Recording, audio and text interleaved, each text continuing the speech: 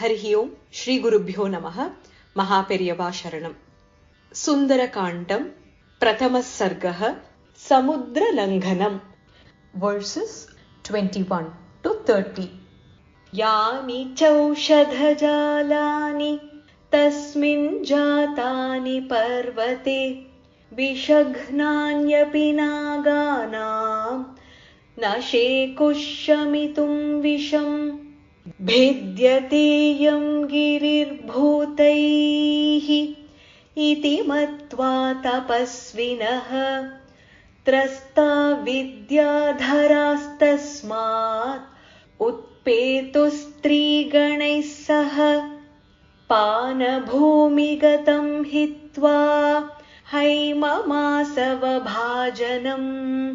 पात्राणि च महार्हाणि करकांश्च हिरण्मयान् लेह्यानुच्चावचान् भक्ष्यान् मांसानि विविधानि च आर्षभाणि च चर्माणि खड्गांश्च कनकत्सरून्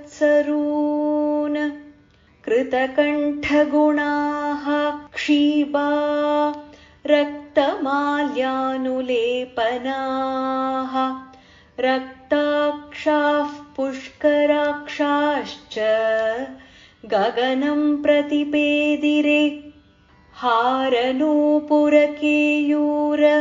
पारिहार्यधरास्त्रियः विस्मिताः सस्मितास्तस्थुः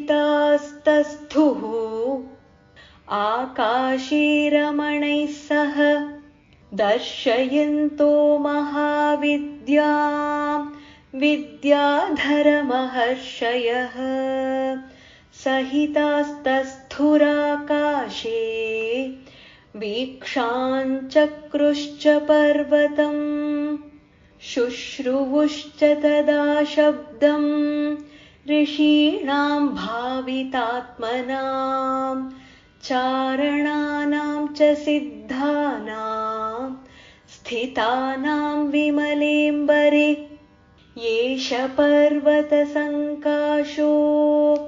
हनूमान् मारुतात्मजः तितीर्षति महावेगः समुद्रं मकरालयम् रामार्थं वानरार्थं च चिकीर्षन् कर्म दुष्करम् समुद्रस्य परं पारं दुष्प्रापं प्राप्तुमिच्छति